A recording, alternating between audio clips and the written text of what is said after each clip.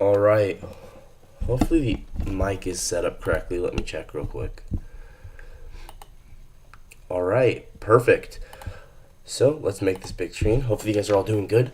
I'm going to be reviewing the week, this week's, the week, I can't speak. I'm going to be reviewing this past week of price action. Today is October 4th, 2025. This should be more of a normal backtesting stream. I'm going to be going in detail, covering everything you could possibly need to know about this past week.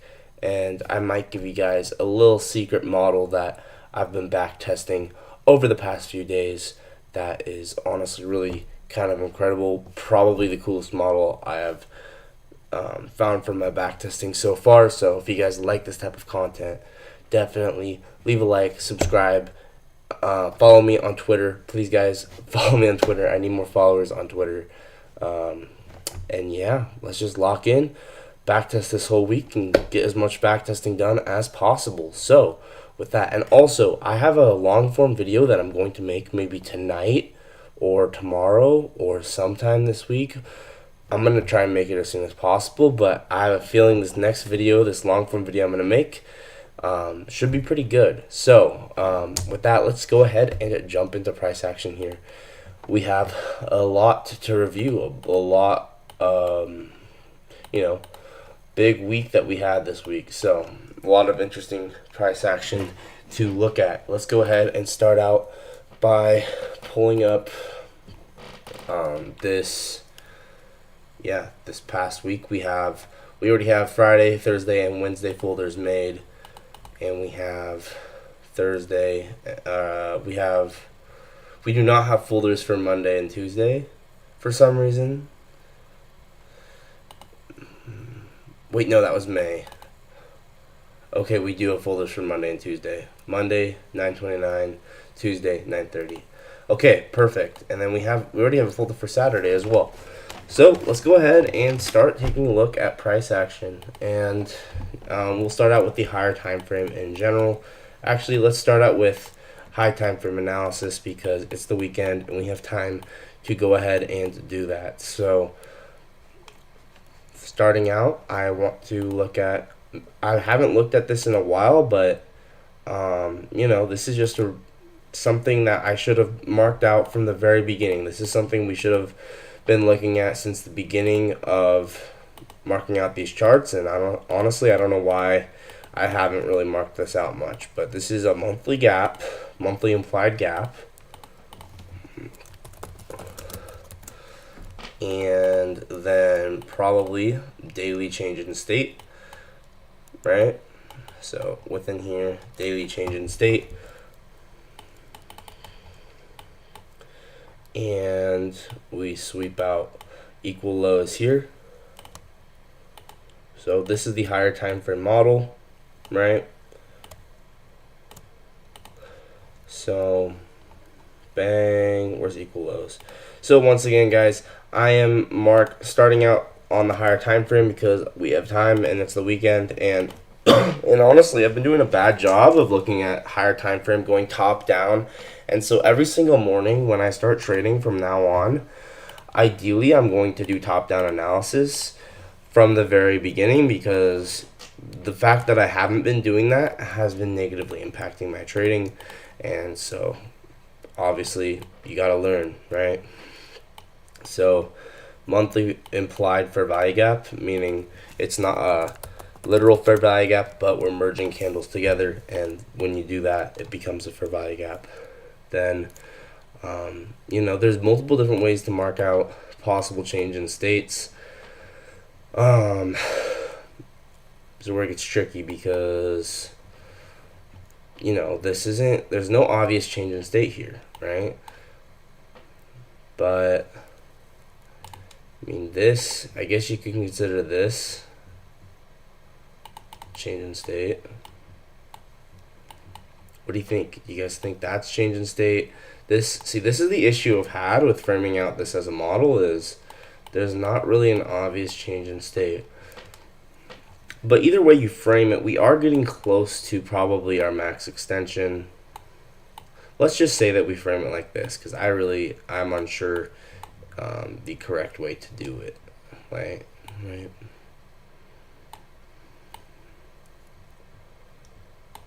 This looks okay,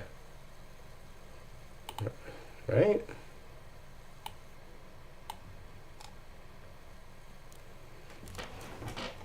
Anyway, maybe I won't mark out a change in state because I can't find one, but starts out with this higher time frame buy model. This is the buy model that's been going on for quite some time now. I guess you could maybe mark it out like this change in state. Yeah, we could mark it out like this.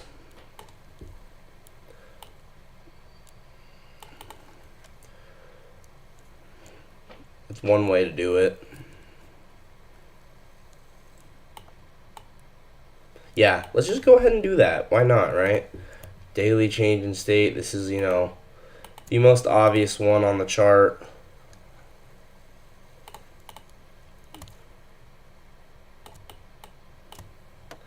So maybe we will continue up to that. It's possible we always continue higher, but we are approaching this second standard deviation, so we'll just have to see how we respond to it, right? So first standard deviation right here, and then we are approaching the second standard deviation. So honestly, guys, this is kind of where we can expect our first higher time frame retracement, and somewhere within the standard deviation we'll probably get it, and then we'll probably end up getting some kind of reversal back to some fair value gap to continue higher. It's probably what I would guess. So let's go ahead and save this here. Bang, bang. Just a possible outline of a higher time frame model, right? And I just want to have this to go top down, and I'm going to put this in my journal for higher time frame monthly daily models. Okay, and then we'll also put this on Saturday. Another thing that's cool about this, guys, is we're below. The manipulation occurred right after we got the true year open, which is April 1st. So that's something that's kind of cool about that. So monthly daily market maker buy model. Let's go ahead and put this in Discord here, and put this in my journal for monthly daily models. And I want to get more consistent with doing this, guys. I think it's important to consistently record in my journals. Okay, so monthly daily model. So if we're going top down, right, we can look at weekly. Weekly's been essentially the same market maker buy model that we've been in. As far as daily goes, I'm not exactly sure what would be the daily model, but the model that has been obvious to me lately is we've had a 4-hour reclaimed BPR here. This has been reclaimed 1, 2, 3 times, right? 4-hour BPR. This model has been obvious to me for a while now. 4-hour BPR.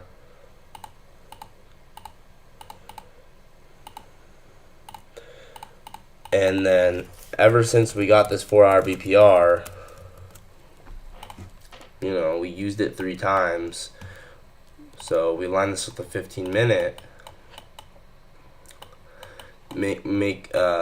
Mark out this change in state here on the 15-minute from low to body, and this has been obvious to me essentially since we've gotten this. So honestly, we hit the 7th. I could definitely see us tapping this 8th standard deviation. This is probably where the higher time. See, once again, this is the higher time frame model. Ooh, this is actually getting kind of good.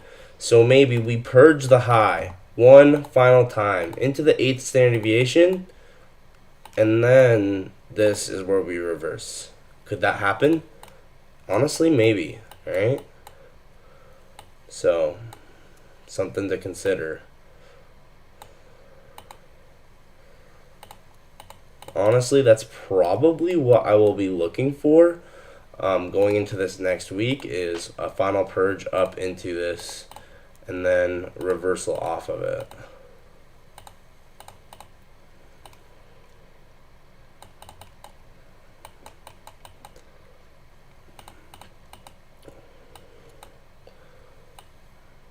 This is definitely getting interesting, right?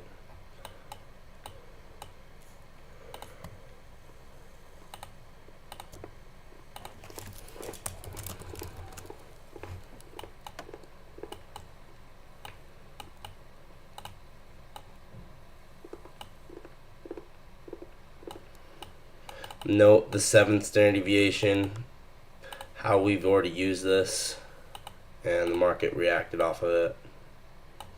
So that's kind of cool.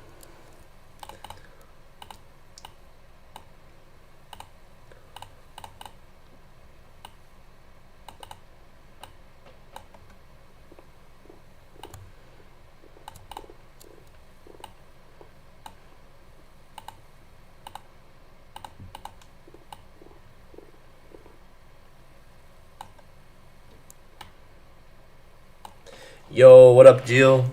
How's it going, bro? We're kind of going top down right now. This kind of looks a little bit of extreme of a model, but I am basically just observing what I'm seeing. And this is a model that I've framed from a while ago, right? We had a 4-hour BPR. We used it. You can see how we used it 1, 2, 3 times. Then we obviously formed this model here.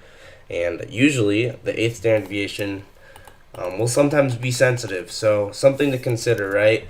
We could end up getting a final push up, sweeping the high, and then reversal lower going into next week. It's possible, but I'm going to keep an open mind. I'm not 100% sure, obviously, right? So this is a 4-hour, 15-minute.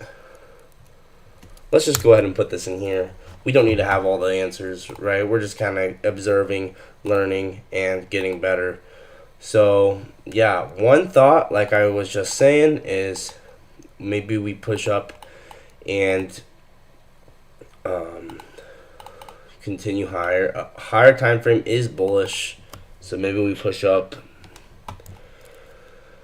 into this, standard deviation here.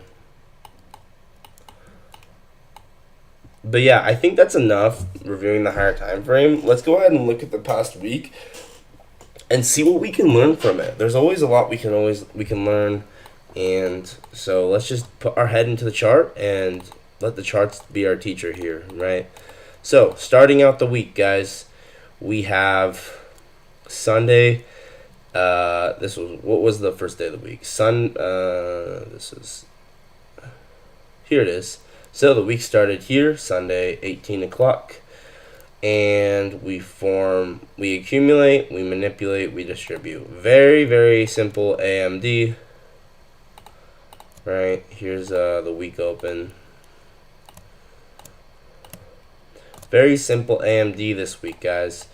Let's mark this out like this. Top, right. Actually, let's just go like this. Then we can do text like this. So, week open. Very simple accumulation, manipulation, distribution.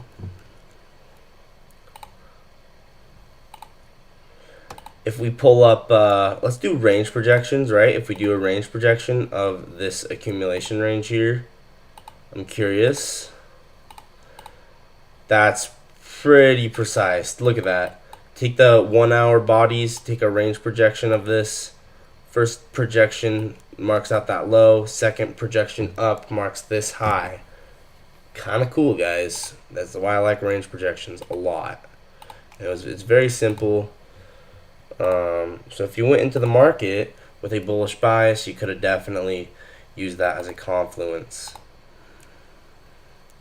That's not something I always talk about, but here in this case, this was nice.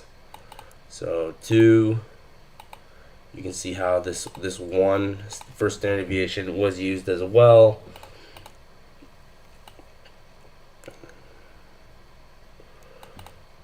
So accumulation, right, from here to here.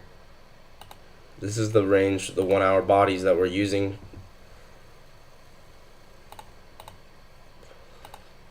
And then here's that -1. So we go from -1 to 1, or to 2. Something to think about.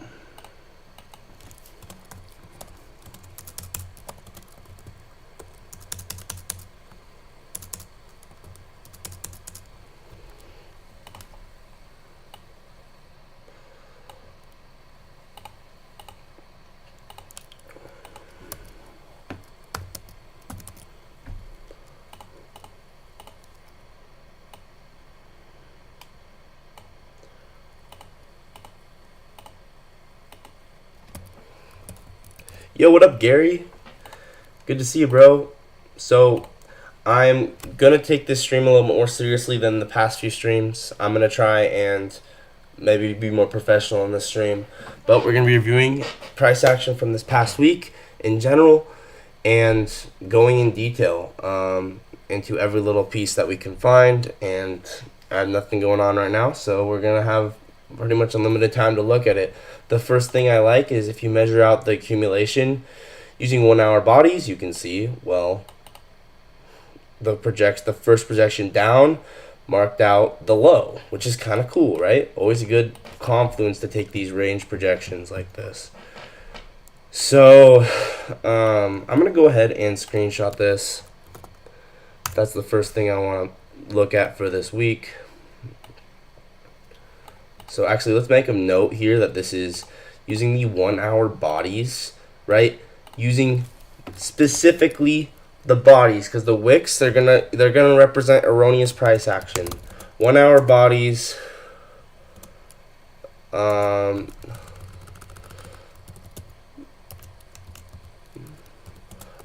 1 hour bodies. We use bodies because the wicks are gonna represent erroneous price action. And then let's bring this over like this, and you can see that marked a high, and then this as well marked a high. So nice little added confluence here. So let's go ahead and save this for Saturday. Range projections for the week. And then, yeah, very obvious AMD. We probably came close to the weekly stat map manipulation level. It's always something to look at, right? If we pull up the weekly stat map. Okay, actually it wasn't totally on point. You can actually see we did not go all the way down there, but still. Then again,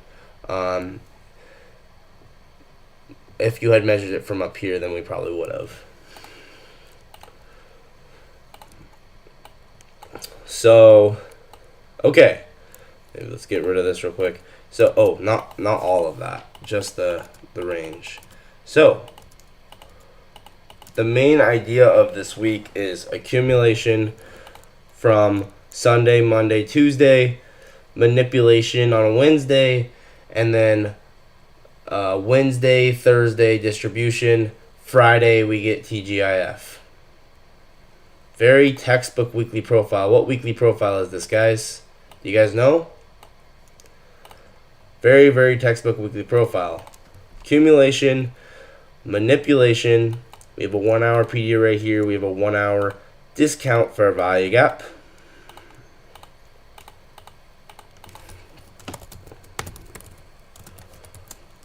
Let's go ahead and make this dark here.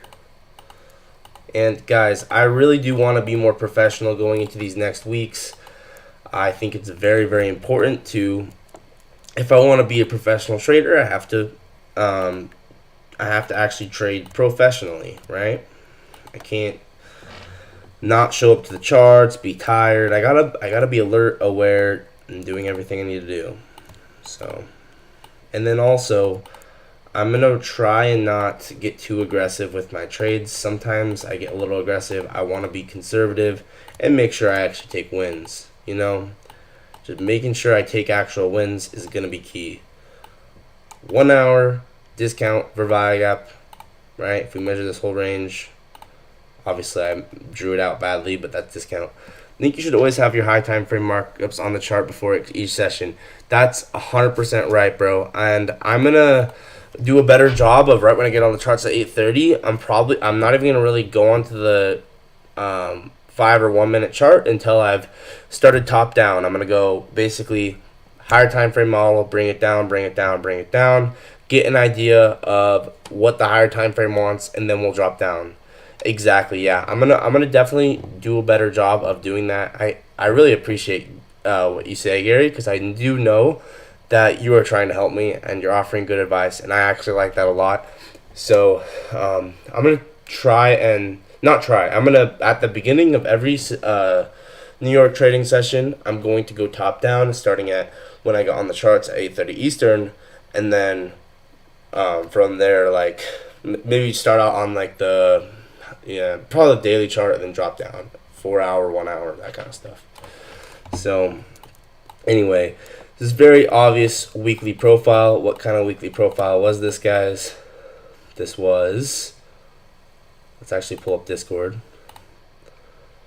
Let's actually put this in my weekly profile section. This was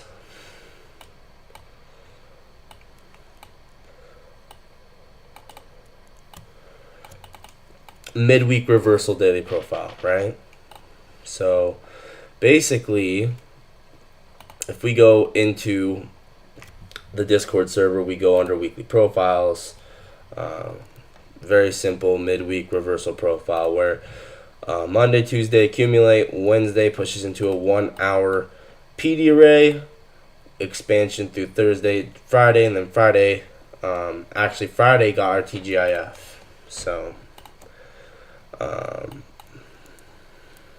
now this is going to be an interesting lesson, just to know where was the obvious change in state, right? Because we could try measuring it out like this. Let's see if this was any good. Just to experiment with it, right? So this, I didn't think this was going to be necessarily amazing because, I hate using it when it's this wide of a change in state. I'm wondering, what if we measured it like this? Because this, from this body to this low, this could be a little bit more obvious. This is why we experiment and backtest to see, okay, what way is the best to actually measure this? Because there's no obvious change in state of delivery here.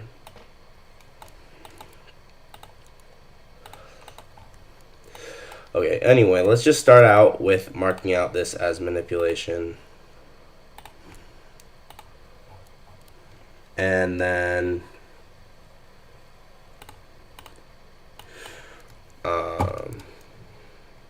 accumulation. I kind of want to actually mark out true opens as well, because that would have provided a nice guide to the week too.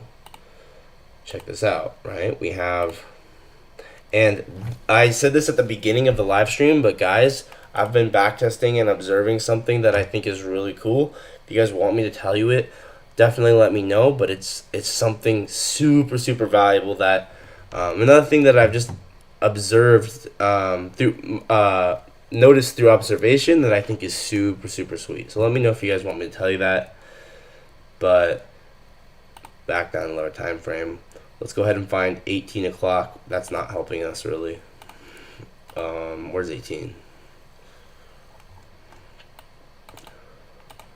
Drop down. So the true week open happens here. So let's go ahead and mark this out. And so you can see this manipulation happens below the true week open. So this is actually what I was going to show you guys, in all honesty. So I'm just going to cut to the point. This was what I was going to show you guys.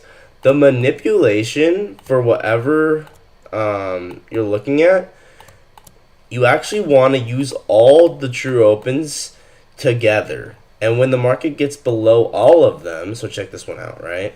Here's midnight for this specific day that we're expecting the manipulation, because we're expecting midweek reversal profile. At least maybe that's what we'd be anticipating in this specific scenario. So check this out.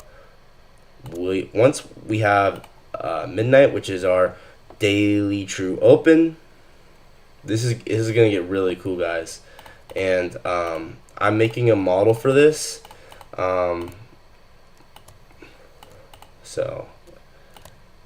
But essentially, you take all the true opens and you pair it with when you can't just do it randomly, because you have to do it like. What I'm saying is you just take all the true opens. I'm not. You'll understand when and when not to use it based off of your own back testing. So here's 130. Check this out, right? We pop below our true session open.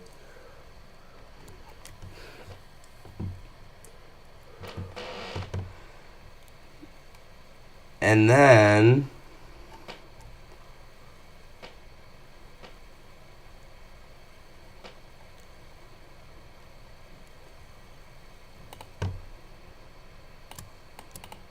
so this is getting real cool, right? We're below every single true open.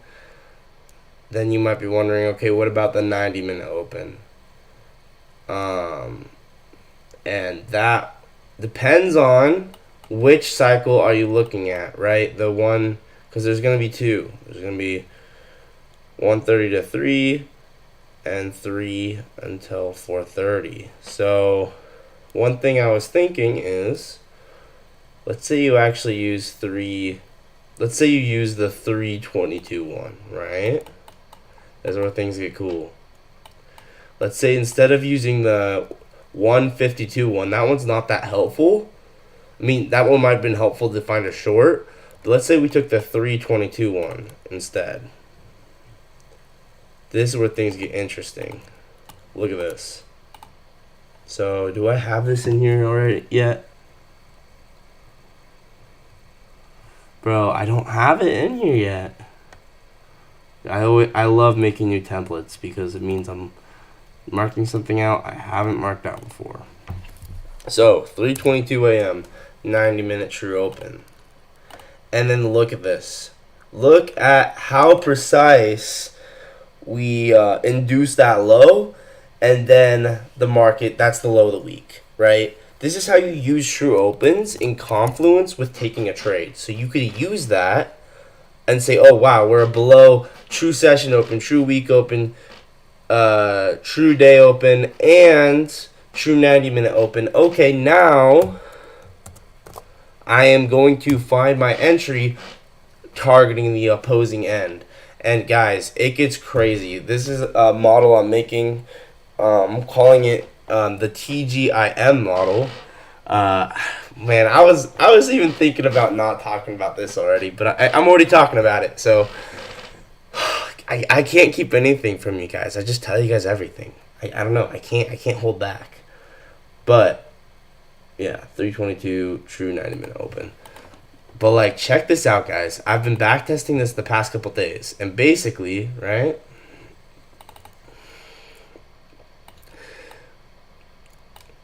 Find the true, like 3 or 4 consecutive true opens. So in this case, we had true week open, the true day open, the true session open, the true 90-minute open. We find a old high to induce above all of them, and that's going to be a high probability soup to target the opposing end. And don't believe me that this works, check this out, right? That was not the only time this worked, right? Once again, take 4 consecutive true opens, midnight, 1:52, 1:30, and 18 o'clock. Inducement, high probability turtle soup. Watch this one. We're above 4 consecutive true opens, 18, 9:22, 7:30, midnight. Bang. Inducement occurs, high probability turtle soup occurs above all 4 true opens, and then we expand the opposite way. So what I'm getting at, guys, is this going to be a confluence for you to basically identify the manipulation for whatever time frame you're trading. So, for instance, if you see that we pop below all the lows, below all the true opens, you can know with a high probability, okay, manipulation is in, accumulation's in, manipulation's in because it was below all of the true opens. Now I'm going to take this fair value gap to get on with distribution with a higher probability because that manipulation was below every single consecutive true open, right? So I'm calling this the TGIM model, the ghost in the machine, after ICT himself, man. And dude, I was considering not talking about this, guys, but it's so sick. I don't know. I just had to tell you guys. But like, combine all the true opens together, and it's so powerful, so powerful. It's literally just like a machine. It's a literal machine. It's a machine. Here's another one. Exact same thing. Inducement of an old low below every single one of these true opens. So anyway, guys, I wanted to show you that. I don't know if anyone's even watching, but I think it's cool. And then we expand in the opposite direction. So anyway, let's go ahead and mark out that this is a weekly profile. Bang, bang, bang, bang.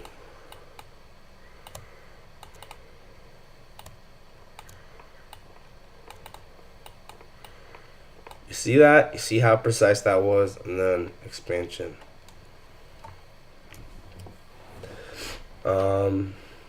So let's go ahead and just screenshot this, and then we'll mark out that this was a midweek reversal weekly profile.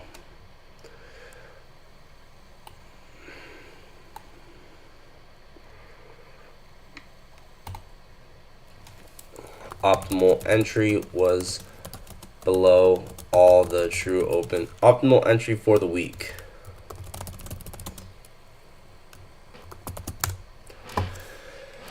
And then, yeah, let's just get rid of that for now. So, accumulation, manipulation, right, obviously this was a midweek reversal profile. I wish there was a more obvious 5-minute change in state. You know, maybe we could use this. I just don't. I don't know. I don't really prefer it. But now that I'm looking at it, it's the only real one that we have. It's the only change in state that we really have. So I guess let's use it. 1, 2, and it actually doesn't. I mean, it actually does fit okay, right? You can see the second standard deviation, the first standard deviation were respected decently, and we induce this low below it. Okay, let's use it. It's fine. So that means that we might end up having the fourth standard deviation to possibly draw to later. Something to consider, right?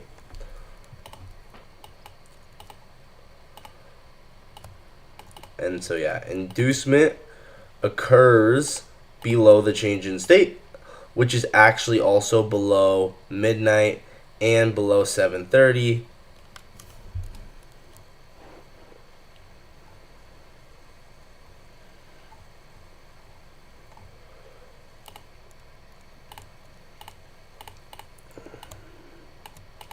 So you're starting to see it now, right? Accumulation, manipulation, inducement, this is our optimal entry.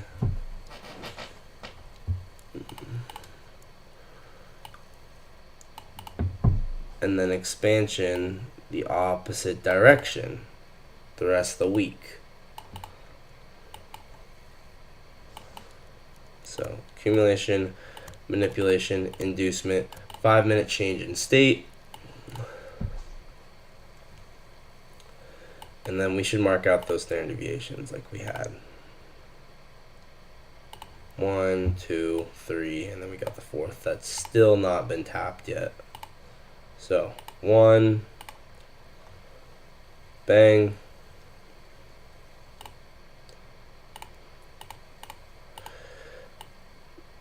2,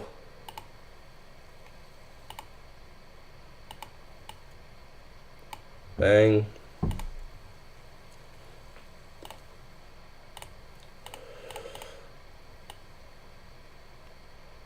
3, continued much past the third, and then we have not reached the fourth of this is from this change in state right here. So here's the fourth of the model, bang.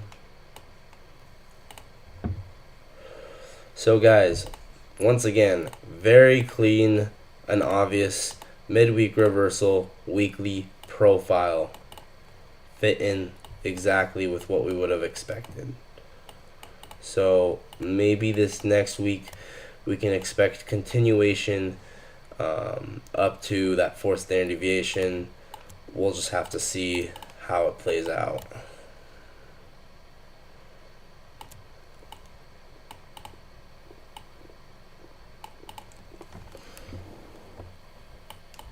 So let's go ahead and screenshot this.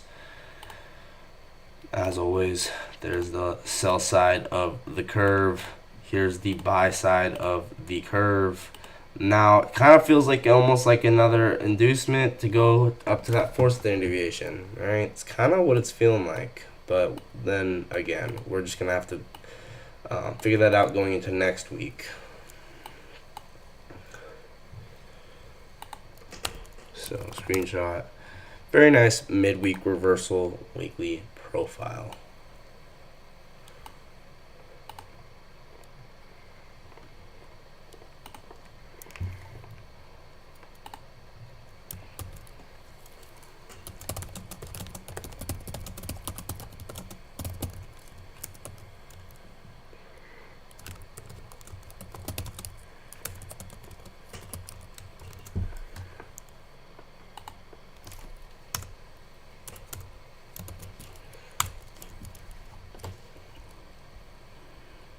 Let's pull up that other picture.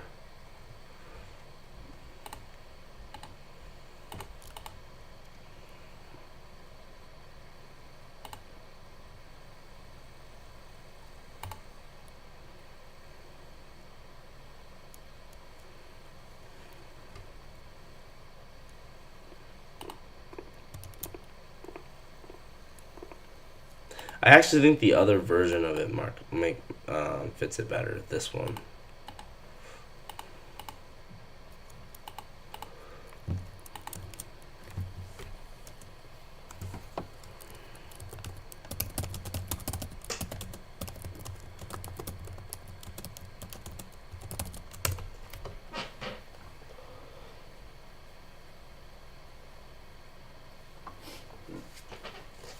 All right.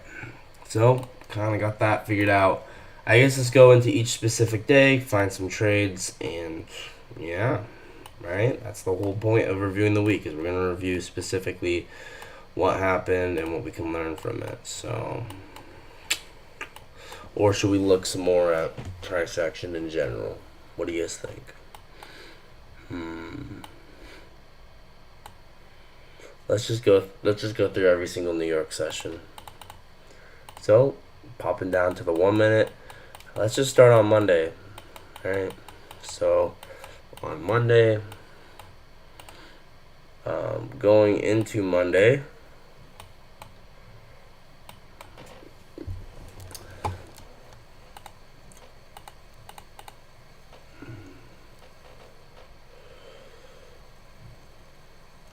We'd been expanding.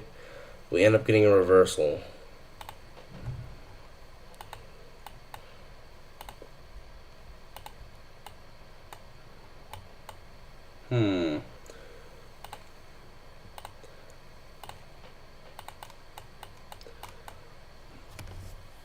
We could just drop down to the 1 minute, I guess. So, Monday, right?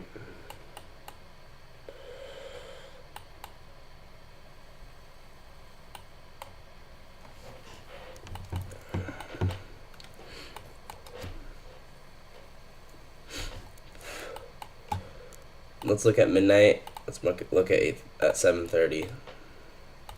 Ooh, and this is why I love true opens, guys. This is why I love true opens. 7:30. You see how we manipulate 7:30? That's gonna give me conviction to be long the entire day, guys. That's why I do even like true opens at all. It's just like it's so obvious. If we go below it, then yeah, we just manipulated it. So, and then I think we even had a SSMT with that low as well.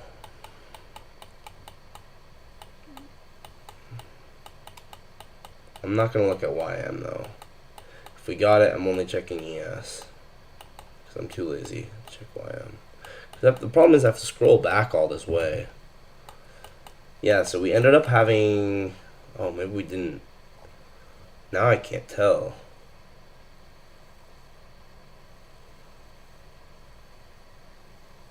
Oh, I think it was with that low. Yeah.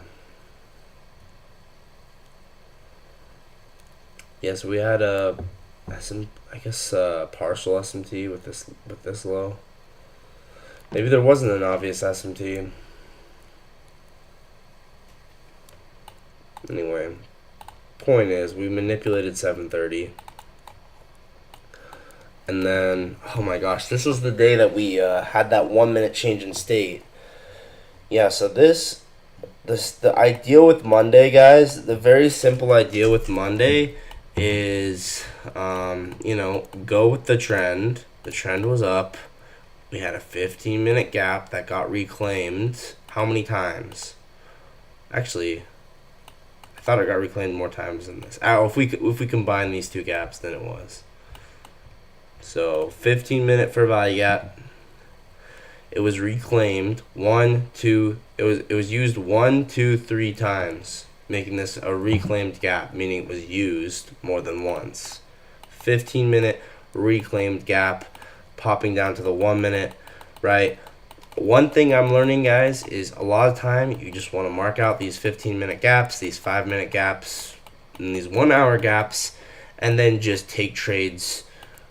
Very simple trades off of them, and don't really overcomplicate it more than that, right? 15-minute fair value gap. We'll actually call this a 15-minute implied fair value gap. 15-minute implied fair value gap. Why? Because we basically combined 2 candles into one. We ended up sweeping this low below 7:30. So what was this? It's obvious manipulation. All of this was accumulation, manipulation of this low. So we use this gap 1, 2, 3 times. Actually, you could mark this one out as, yeah, I like this. We use this 1, 2, and then 3 times. So honestly, guys, you just want to wait and let the market show you something instead of the other way around. That's the hard part, right? That is the really hard part about trading. So 1, 2, 3, and we manipulate 7:30, and then we get a 1 minute change in state. Maybe if you had conviction, you could even take this. Not something obvious, really, but yeah, that's not really obvious. But what I do like is this momentum candle. Oh my gosh. Wait, what time does this happen? Oh my gosh. 9:42. Oh, this is sick. Shaney, bro, you join the stream, Shaney. Where are you, bro? This stuff is crazy. Anytime you see a momentum candle, so the key is with the 369 stuff, the key is a momentum candle. If it's a momentum candle at a 369 time, you know that one's gonna work. That's kind of the idea of the 369 stuff. Is the keys you want to see the time add up to a 3, 6, or 9 if it's a momentum candle with a clear bias. So for instance, 1 minute change in state off of this 15-minute fair value gap. And when does this candle occur? 9:42. So we take 9:42, we add 9 plus 4, 9 plus 4 plus 2, that is 6, 15. 15 equals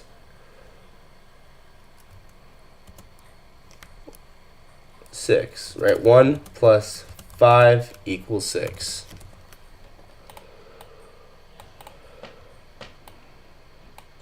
So, additional confluence. Most people will tell you it's BS, but if I see a momentum candle and I see it occur at a 369 time, I'm using that as a confluence. I don't give a crap what anyone else says. If it makes sense to me, I'm going to use it. I'm going to use it because it makes sense. And then genuinely, right, you can just target projections of this.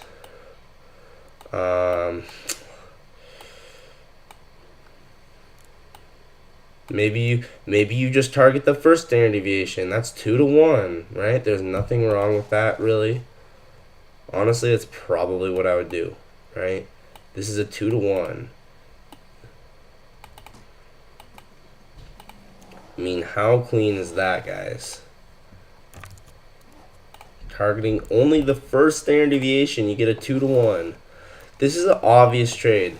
This is A plus in my book. In my book, this is A plus. It's very simple. We get the change in state with delivering from a higher time frame gap. We've used the gap 3 times. Very obvious AMD. And then we have the 9:42 confluence.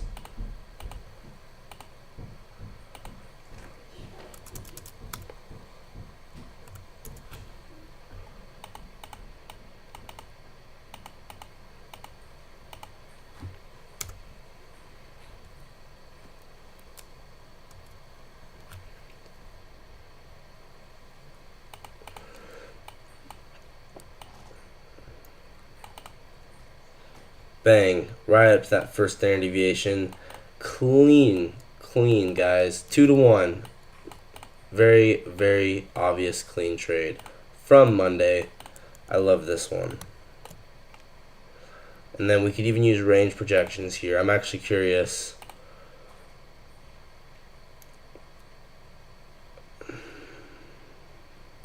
This is kind of cool.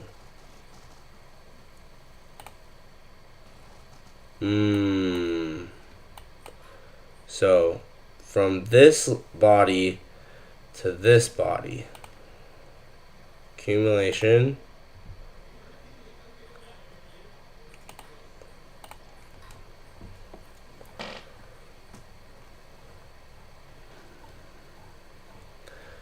and like obviously I'm not gonna necessarily catch this live, but one day I'd like to. We have a -1 standard deviation here. -1 up to 1.5. Yo, what up, Markel, sorry. What up, bro? Look at how precise these markets are. Very beautiful. And then up to that second range projection up here. That was the high. So I like using range projections as a confluence. Use the bodies, right? The bodies of a range projection are going to be very nice.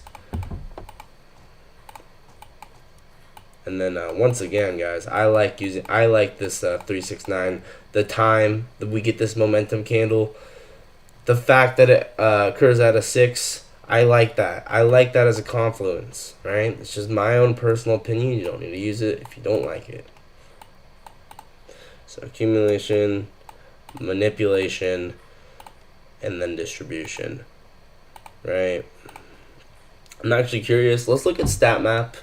If we did use the stat map statistical manipulation for New York session, that'd be kind of cool. We came just short of it, but still, right? Ooh, we should look at the opening range. Okay, neither of those were that helpful.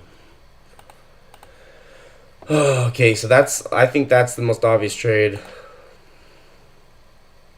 Any new day opening gap, any new week opening gap.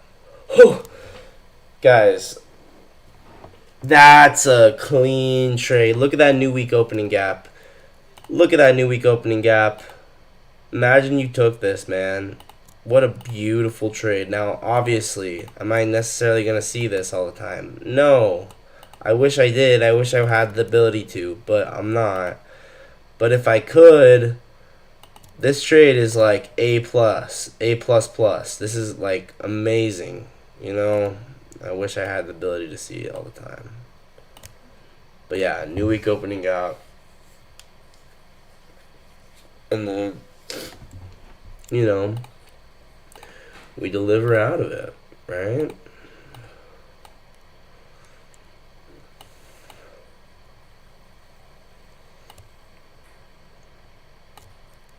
Let's actually use the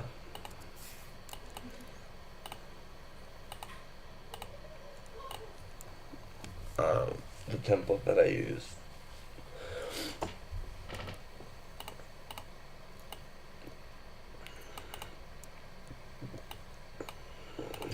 Clean. Doesn't get better than that, guys. Does not get better than that. This is just a beautiful trade.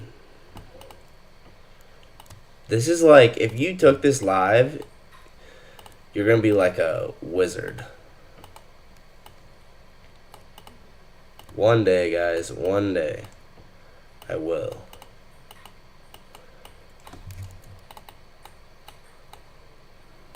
So, let's go ahead and screenshot this. Bang. Alright. And now I just target 2 to 1 here.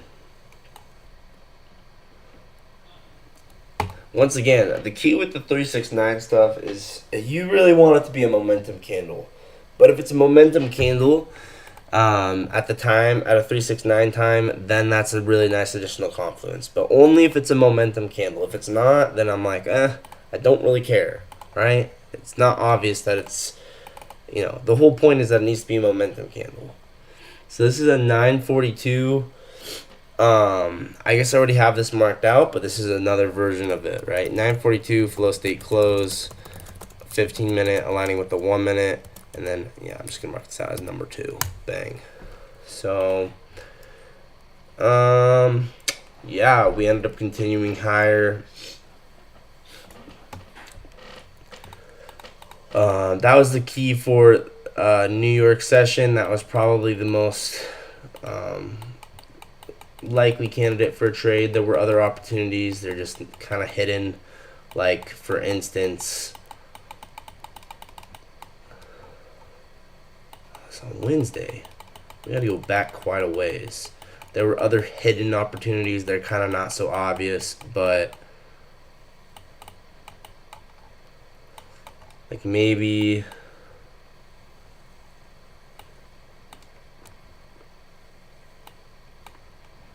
you can consider this a 30-second 2022 gap. Let's check. Let's check the GB partitions.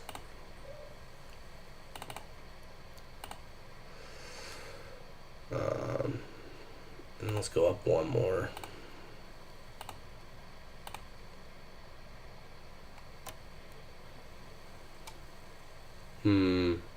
Yeah, I was kind of hoping this would be.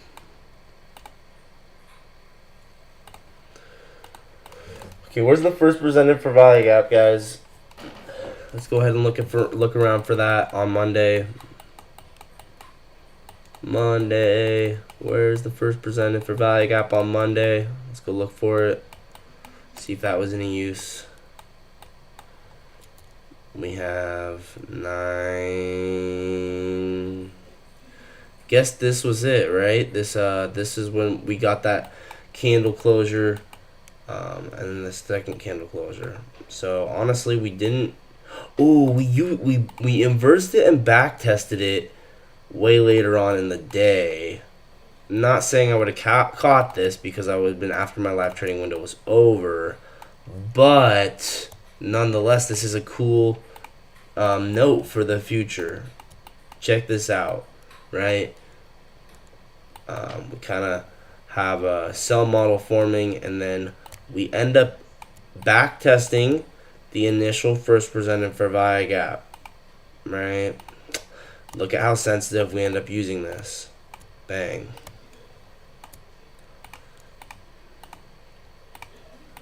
So, using that first presented for value gap. And let's actually mark this out with my normal template, right? Yeah, this really was the first presented for value gap, guys. There's no other one. So 1-P FVG.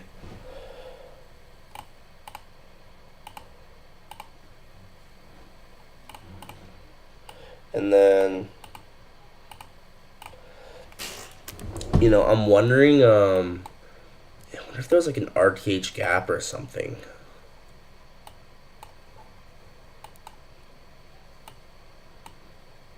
I don't want to have to switch it though, so I'm not going to. But yeah, there almost certainly was change state off of that. But this is kind of cool, right? The way we use this.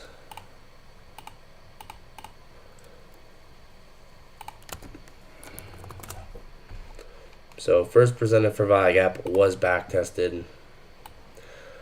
And guys, I want to build those indicators so bad. I want to build one that has a first presented for value gap and the RTH gap, and then I want to build another one that takes all the true opens and finds the SSMTs. First presented for value gap got retest at 11:24.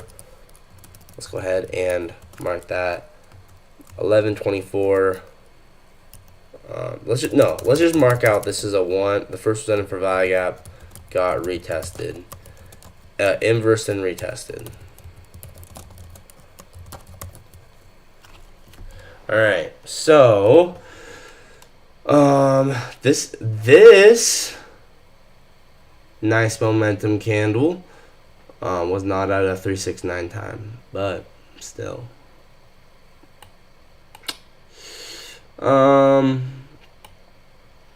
Okay. Now, why isn't YM moving with all of these? I don't know.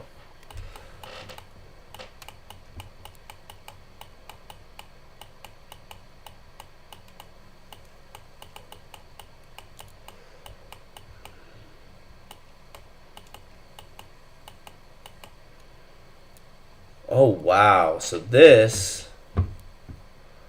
was actually bearish SMT.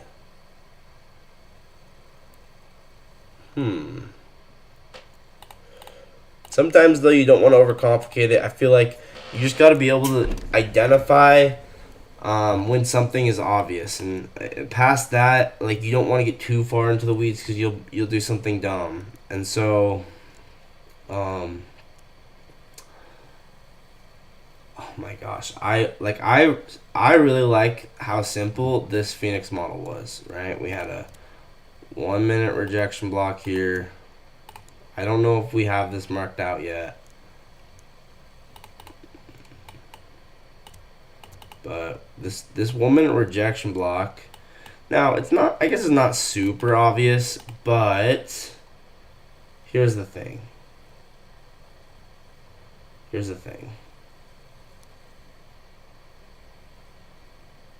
Let's see if this formed during a or in a gold block rejection block partition, then it would be more obvious.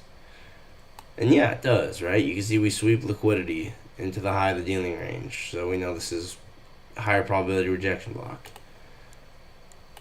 So 1 minute gold block rejection block. Now, am I necessarily going to see this every time? No, but guys, that's not the point. The point is we just got to keep locking in until we catch one of these, you know? 1 minute rejection block. We end up getting SMT. I'm getting better at spotting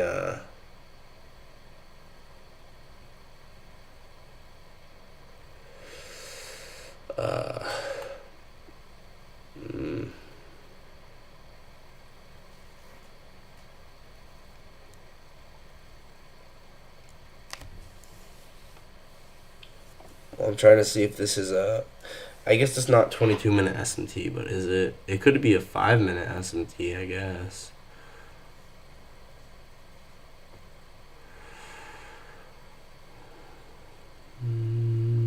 Okay, we're getting into the weeds. I don't think that's like a good trade. So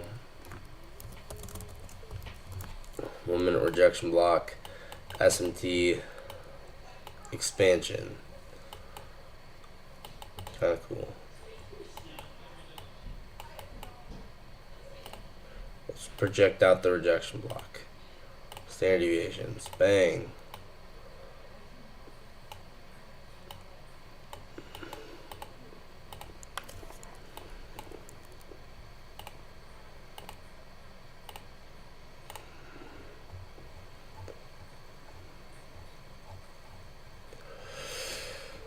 Oh, it is kind of crazy how you can just get one. If you just got one of these trades, you're going to be chilling.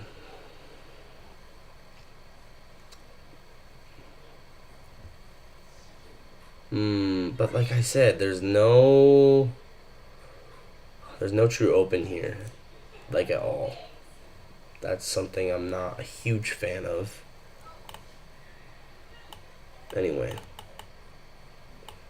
Let's just show how this ended up delivering price lower. So what, maybe not the most obvious in the world, but it did end up playing out. We did have this liquidity pool here. We did have this liquidity pool. This was a very nice opposing liquidity pool. Sometimes you just have to think in terms of liquidity. Like, would the market want to return back to that? Yeah, so it's worth taking a try. So 1 minute rejection block with SMT, bang, and then we deliver down to the opposite side of the range. We could enter as an inducement of these highs.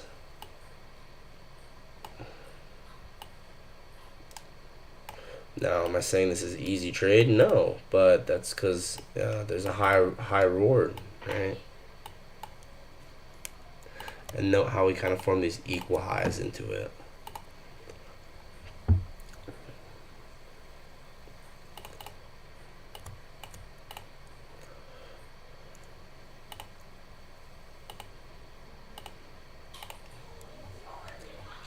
But as always, it's not easy. It's not easy. Like, obviously it's not. That's why I mess up every day. Right? It's just not easy. That's why I backtest though. So that was obviously the liquidity pool, right? So this was a Phoenix model, actually Phoenix Mini 1047, right? 1046. Maybe I have this one in here already. Nope, I don't. Cool. 1046 Phoenix Mini 1 minute rejection block. Nice. But yeah, not a necessarily high probability trade, just a trade that did deliver higher R. There's obviously always more to look at on Monday, but I kind of want to move on to Tuesday. For Tuesday, let's try and get some daily bias on Tuesday. Like what really was happening. What could we have expected? Tuesday, looks like Tuesday was actually kind of choppy. We got market open, we moved up and down, up and down.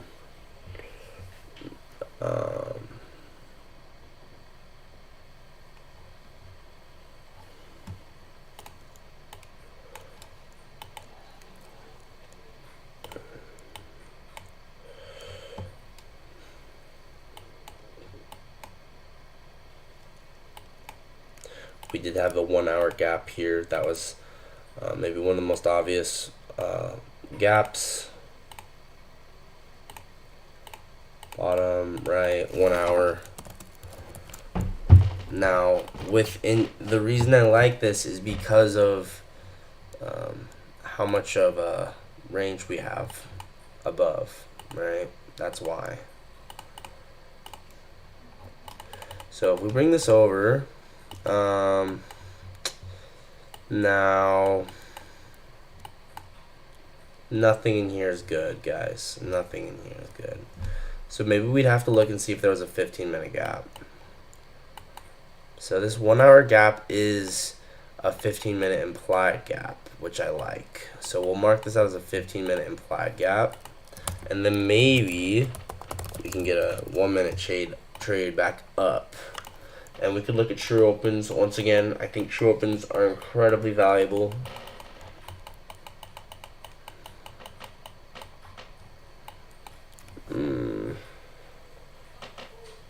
Oh my gosh, nothing here looks good at all. This is terrible. Now I'm looking at this. I don't know, man. I think this was this is a day we gotta learn from, 100%. Market opened at 9:30. So we were below 7:30. Yeah, Tuesday's a good day to learn from.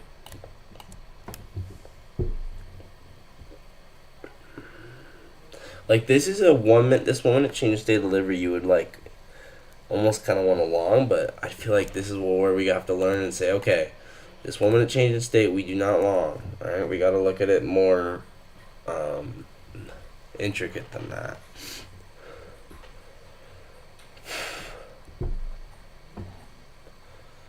So 7:30 true session open. And also, I might just be done soon because I'm getting kind of tired.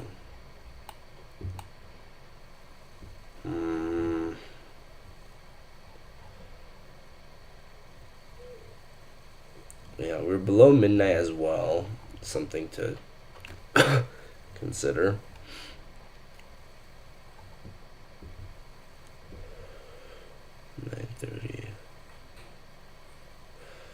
So even though this wasn't the first presented for value gap, it actually did end up being sensitive. Kind of cool. It was above 7:30.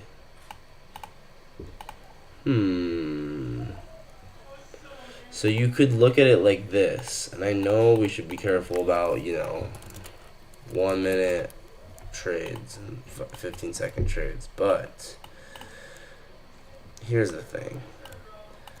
In a market where everyone else is getting chopped up, we gotta kind of outsmart it. We have 1 minute gap, 7:30, pop down to 15-second.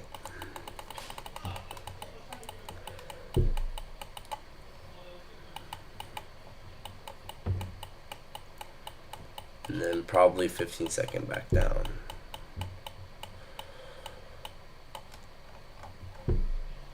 Yeah, right. So this was clean. This is why this ended up working out, actually. We had a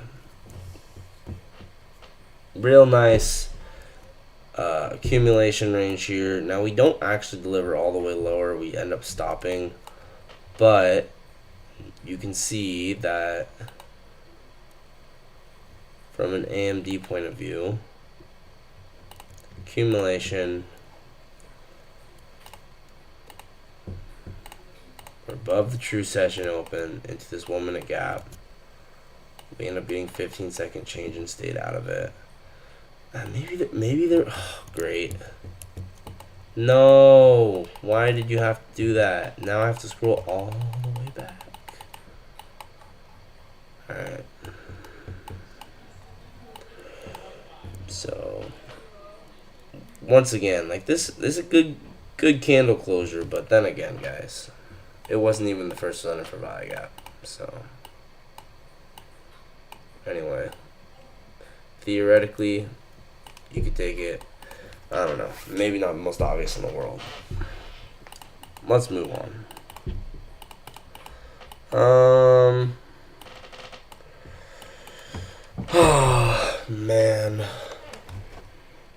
Tuesday was a hard day. I'm not even going to lie, guys. Tuesday was just a difficult day. Let's actually go back and, once again, mark out 7:30. I think true opens are really, really important, actually.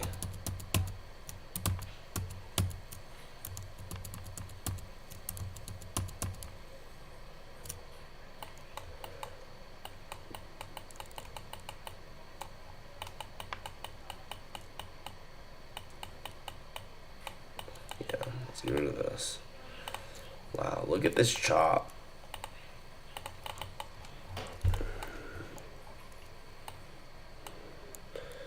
So maybe something to learn from this chop is just, stop taking higher time frame trades if it's chopping like this, because clearly you're gonna get wrecked. Now then again, this 1 minute inversion after we had been chopping around and it took a while, ended up being clean. But this is something to really, really be careful of, guys, because you're going to go, oh, yay, it's time to long, and then you get induced. So you got to be careful when the market's chopping around like this. Yeah. But Tuesday essentially consolidated.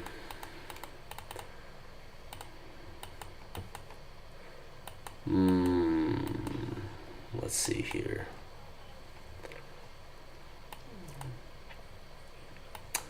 Wednesday, Asia was all high resistance, pop down, create low of the week, then we expand higher, end up using this 15-minute 2022 gap. We talked about this, how there was 1 minute change and stay out of that. I believe this was a 1 minute change and stay out of it. Yeah. And it's like,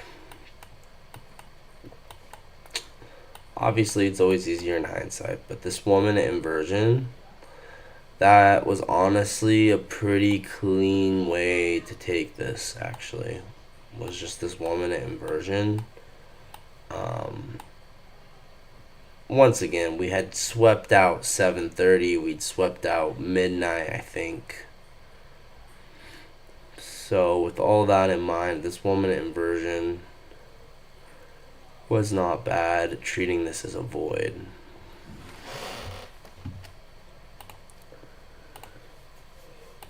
So I guess let's mark that out.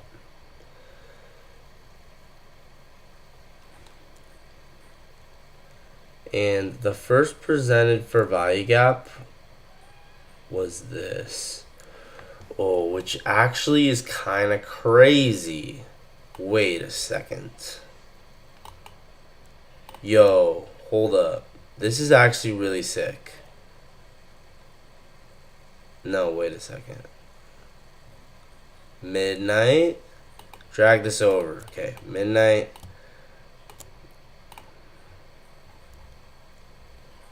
True day open. And then here's a 15-minute 2022 gap.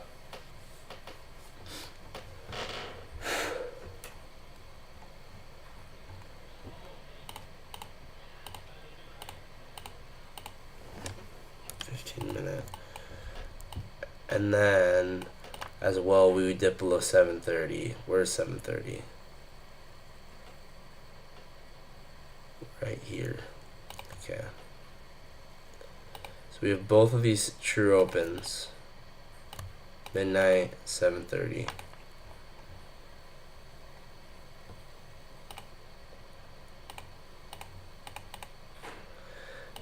15-minute gap, and I like the inversion for value gap out of it. But the really cool part about this is something I didn't notice at the first time I looked at this, which is this is actually the first presented for value gap. And initially you're like, oh, this didn't get used. But actually, guys, the first presented for value gap here did get used. Check this out, right? Look at how the bodies respect the first presented for value gap here. This is crazy.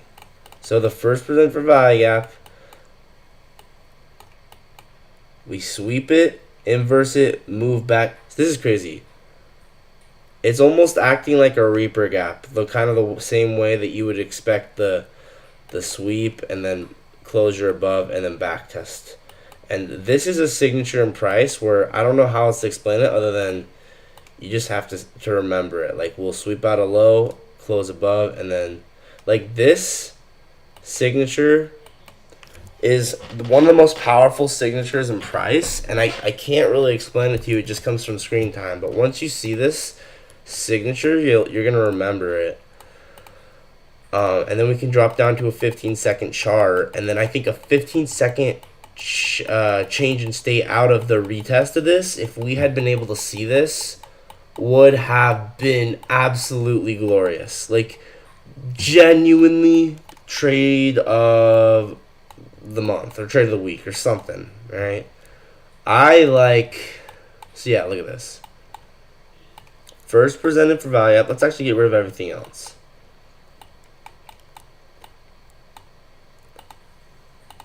Right, let's just pay attention to the fact that this is the first presented for value gap. We swept out our true opens. Let's ignore everything else. True opens get swept. First presented for value gap right here gets used. So we sweep out the low.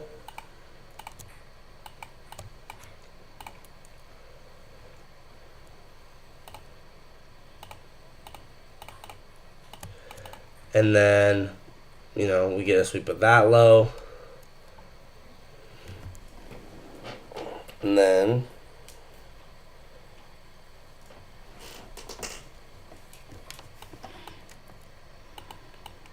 where's the most obvious one? Because there's so many different ones here, right? This is a nice candle. I'd probably wait for a retest though, right? So wait for a retest. And that's exactly where we got the low. Wow. That's just incredible. So 15-second change in state. And, man. You might be wondering, oh, we didn't tap it. Well, you get because you have to use the wick. And now all of a sudden we do. And this is such a precise entry that you can see that it's like all the orders that wanted to get filled here did not even get filled because we continued higher. That is how you know you have a good model, is the orders that all want to get filled here can't even get filled before we continue. So first presented for value gap.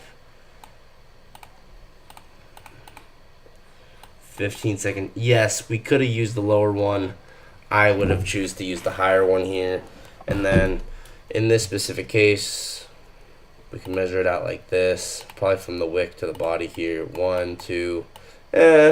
Actually, I think the body to the body is probably the best. Yeah, probably like that. 1, 2, 3, 4. Yeah, I'd probably do it like that. So this is how you take it. 1, 2, 3, 4. 15-second change in state. Actually, let's just say that we targeted the third or something. Oh, let's just say that we targeted the LRLR. That's an easy target, right? Clean trade, guys.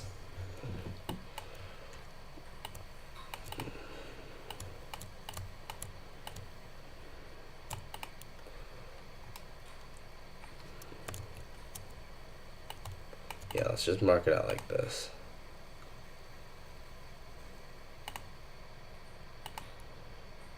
It's a high level trade.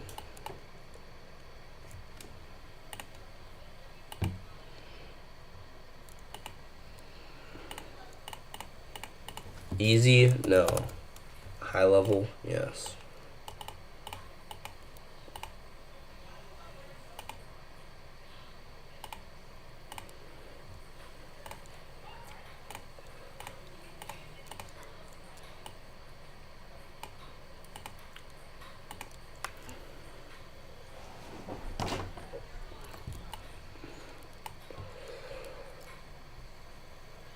Oh man, I'm getting kind of tired.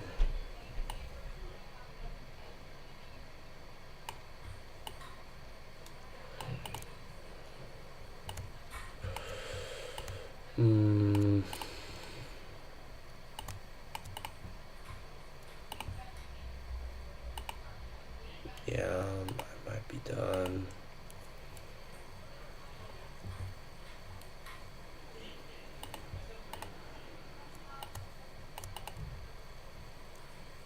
But you can kind of just see the AMD here, right? The initial consolidation, the manipulation, the way we originally used the first minute for value, where we originally had the first minute for value gap. We sweep it, close higher, reuse it, 15-second change of state, and then delivery to the end.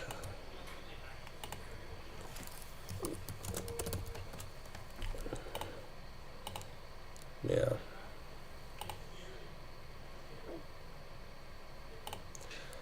Yeah, that's just really nice.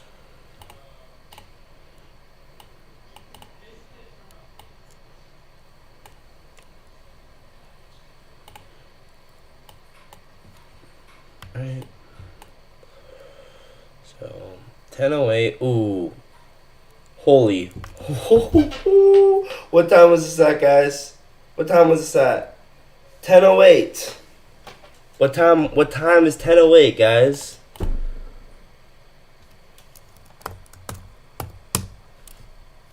Equals 1 plus 8. 8 equals 9. Alright, can't hate on it if it's working. First strike model, baby. Clean as heck. So can't hate on it if it's working.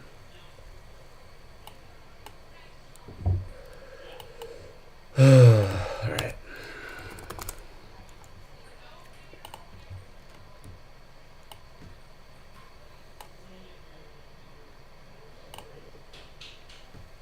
So this was on Wednesday. Alright. Back to October. Oh my gosh, I'm sorry I cough so much. I wish I didn't. Ah.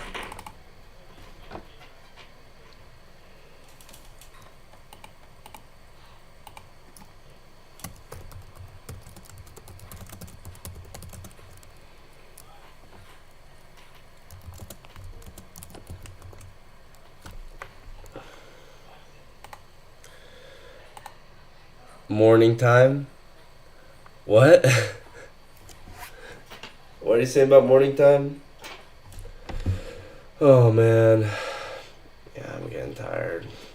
Alright, let's see if there's anyone watching. If there's people watching, I'll keep going. If not, I'm gonna probably just go to bed. I don't know. Bro, I like the 369. It's a nice confluence. Oh, there's only one watching. Okay, guys. Well, I might just be done then. Yo, I'm at 1490. Let's go. I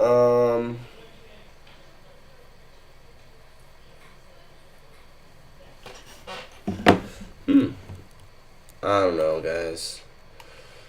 Oh, let's just see how far out this ended up delivering. 2, 3, 4. Did we go to the 8th? Yes. Yes, we did. Yes, we did. This is the power of the first strike. The first strike model. It's goated.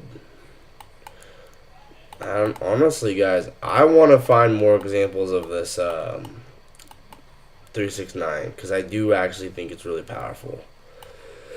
It's like whenever you get a momentum candle or a perfect inducement, that's usually when it's going to be helpful. So I want to look for more momentum candles with obvious LRLR because I think that's when it's going to be the most obvious. So let's go ahead and let's go back to the 1 minute and look around and see if we got that. Maybe on Friday, at some point on Friday, possibly. We already looked at that one. That one was a perfect one.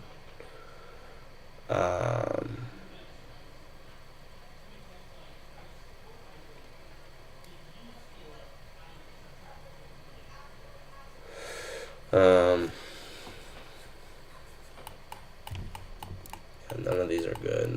There's no obvious LRLR runs here. Looking for the most obvious LRLR run I can find. Yes, this one. See, this is an obvious LRLR run.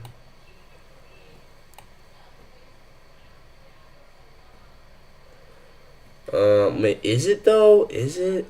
Maybe it's not. Anyway, let's just see what time this was at. Yeah, I don't know. I'm not loving it now that I'm looking at it again. None of this is obvious. Oh, but this is clean actually. Okay, this one's clean, right? Just a 1 minute change in state. And this, you can see this happened at 10:41. So 110 or 1 plus 4 plus 1 is 6. And it just looks like AMD. That's why I like it.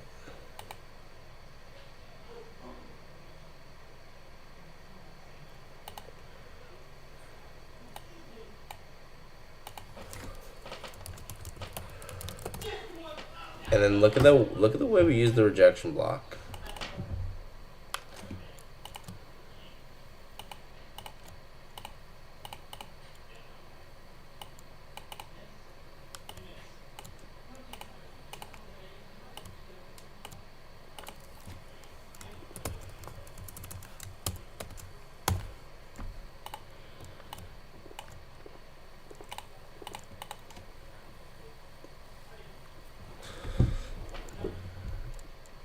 But I don't know, it's not that obvious.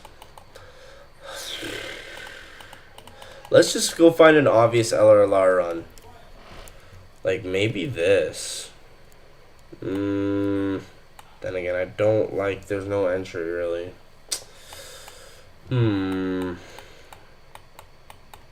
Let's just scroll back until we get an obvious one, and then I'm gonna...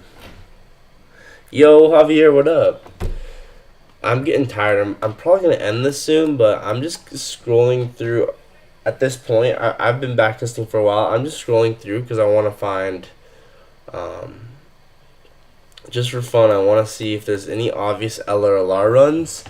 And then if we got it, like a momentum candle at a 369 time. I just think that it's interesting and fascinating, and I want to see, what percent of the time is it actually a confluence, and what percent of the time is it just kind of BS. I think it's an interesting thought, So I'm kind of scrolling back through this to kind of look and see, like for instance, like this momentum candle, 429, like. The times I think it's gonna be most useful is when it's just like an obvious momentum candle that's gonna run liquidity like this.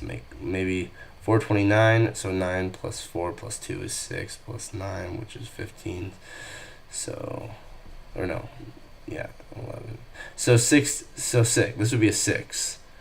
So you could maybe use that one as a confluence, right? This is 4 plus 2 plus 9 is 15. 1 plus 5 is 6. Right? It's obvious we're going to go to liquidity. Bang.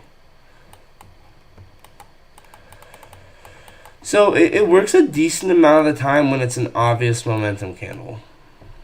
You know, like maybe this.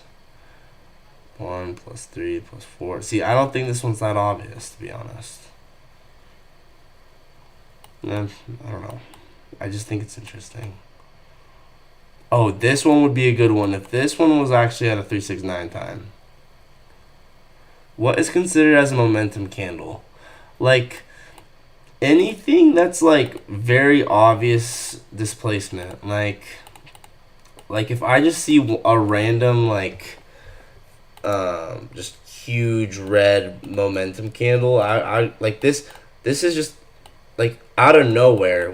For instance, this one, I consider this a momentum candle because out of nowhere we just get boom, you know, and there's no top wick. There's not even a top wick.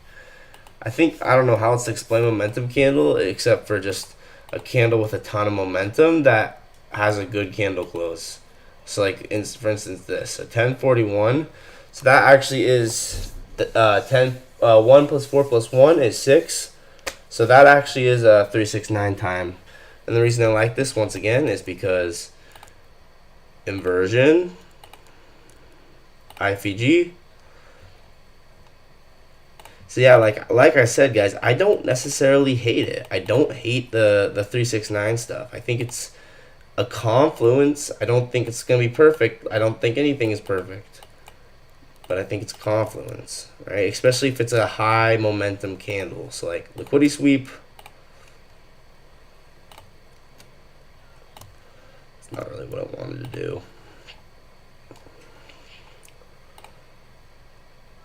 Liquidity sweep. Amazing inversion with momentum. Like when I see this, I'm like, yeah, this is probably gonna deliver us at least, you know, however far up. So accumulation. I mean, this is a very simple trade and it works out nicely. You could even have stop loss like this.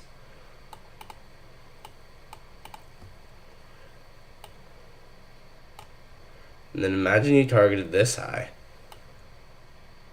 You're banking. You're banking. Let's actually mark this out.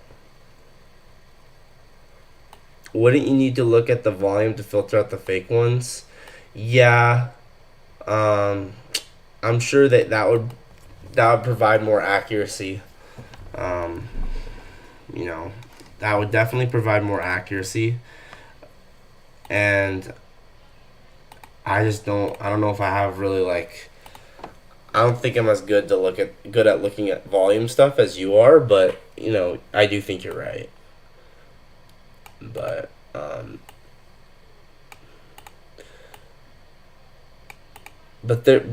even just looking at just the candle, you can still tell which ones are higher quality and which ones aren't. Like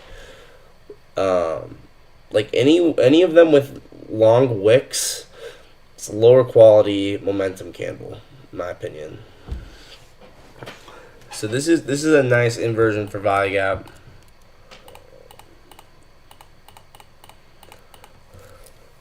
Very simple trade, targeting 930 market open wick.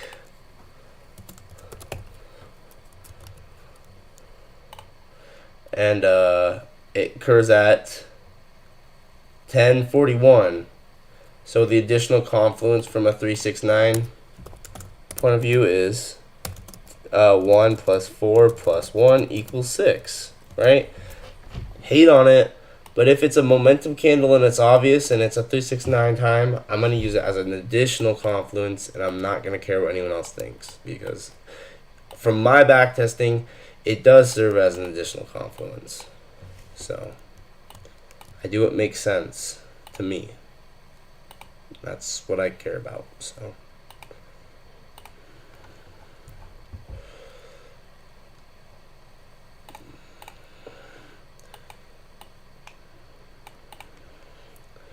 accumulation, manipulation, bang, that's a beautiful momentum candle. And the really cool thing is you get a little bit of extra time to get the entry, right? You could actually enter on a little bit of a retracement. You actually get better RR, which is kind of funny.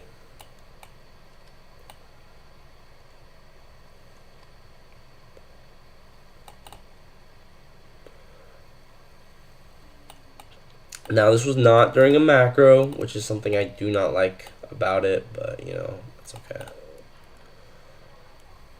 So if it happens at 10:40, yeah, because it'd be 1 plus 4 is 5, and that's not a 3, 6, or 9. It's just an additional, you know, it's kind of like SMT. Like, it's just additional filter on price action that makes something, you know, so if there's anything that can increase your trade's odds by like 1%, I'm all for it. That's just my opinion. And I do think if other traders are trading that, then it's going to increase your odds maybe by like 0.5 to 1%. I'm gonna look at that. But that's just my opinion. Obviously, feel free to disagree. But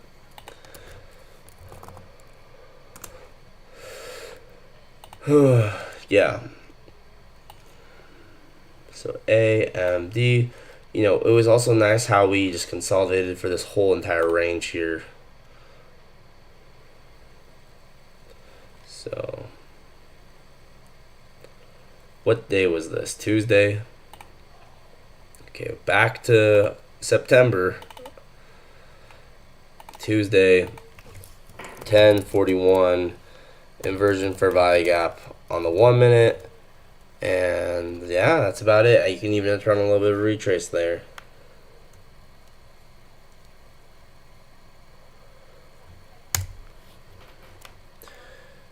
So,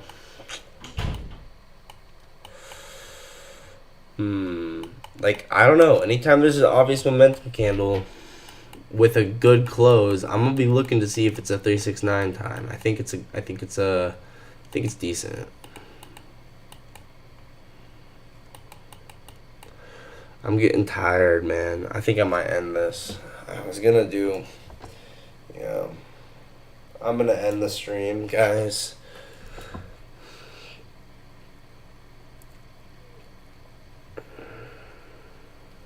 I'm gonna end the stream. Okay, peace out, everyone. Yeah, I had a lot more energy when I started this. Peace out. Have you tried making ES? Oh, have you tried marking ES like you did NQ and see how they react to the same time? I gotta do that. I gotta check that out sometime. But that'd be an interesting experiment. I'll do it another time. But if you want to in your free time, let me know how it goes if you try it out. Anyway, guys, I'm so tired. Peace out.